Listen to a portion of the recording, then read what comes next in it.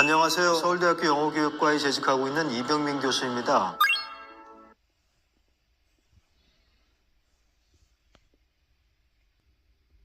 내신 영어하고 수능 영어는 완전히 다르죠. 그러니까 내신 영어라고 하는 것은 이제 선생님들이 학교에서 가르치잖아요. 범위가 있잖아요. 시험 범위. 배운 거를 시험 범위를 정해서 그 범위 내에서 평가를 하는 거니까 거기에 예를 들어서 그 시험 문제에 무슨 영어 지문 같은 게 나오더라도 학생들 입장에서는 뭐예요? 이미 다 본 거거든요. 배운 내용이고. 그러니까 그 지문 내용이 새로운 내용이 아니기 때문에 몰라도 풀 수 있어요. 그래서 선생님들은 아이들이 이런 문제를 내면 독해 같은 경우에 뭐 이 내용이 뭐냐 이런 식의 문제를 내면 선생님들이 애들이 다 알 것 같으니까 그런 시험 문제는 잘 안 내죠. 애들이 틀릴 만한 시험 문제를 내는 거예요. 그러나 수능은 되게 애들이 처음 본 지문들이 등장하잖아요. 그러니까 수능에서 독해나 이런 지문을 읽고 그 수능 시험을 잘 보려면은 처음 본 지문을 읽어낼 수 있는 능력, 모르는 단어가 나올 수도 있고 모르는 내용이 나올 수도 있기 때문에 내신하고는 완전히 수능 시험하고는 성격이 많이 다르죠. 영어 수능 문제를 하나 가지고 왔는데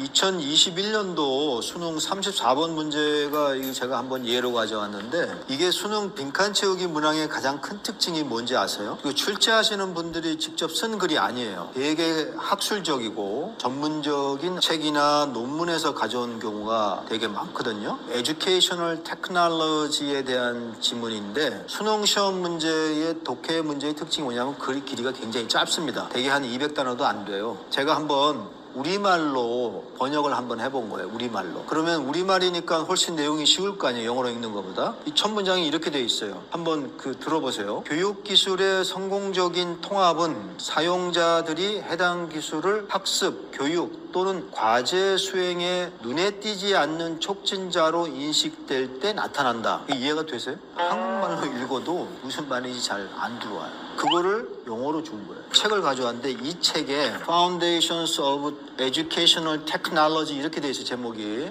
Integrative Approaches and Interdisciplinary Perspective라고 해서 학부생들이 보는 책도 아니고 대학원생들이 보는 책이에요. 대학원생들. Educational Technology라는 말은 매우 전문적인 용어예요. 이걸 그냥 Educational Technology니까 교육 기술이다 이렇게 이해해서는 무슨 말인지 몰라요. 이 Educational Technology라고 하는 것은 학문 분야 중에서 교육학 분야 중에서 교육공학이라는 분야가 있어요. 여기에 한국말로 해석하면 통합이라는 표현이 나오는데 이 통합은 영어로 표현하면 인티그레이션이라는 말은 에듀케이셔널 테크놀로지에서는 핵심 개념이에요. 그거를 모르면 이 말이 무슨 말인지 알 수가 없는 거예요. 처음부터 이렇게 챕터 제목이 쭉 나오잖아요. 그 지문은 15장에 나오는 첫 단락이에요. 이 저자가 처음부터 수많은 에듀케이셔널 테크놀로지와 관련한 이야기를 하고 있고 계속 이어져서 이 15장 정도에 와서 인티그레이션이라는 표현을 쓰고 있는 거예요. 그럼 인티그레이션이 여기 처음 등장했냐? 아니야. 그 앞에서부터 인티그레이션이 무슨 말인지를 수없이 많이 얘기했고 에듀케이셔널 테크놀로지라고 하는 것이 어떤 맥락인지를 수없이 얘기한 거예요. 이때쯤에 와야지만이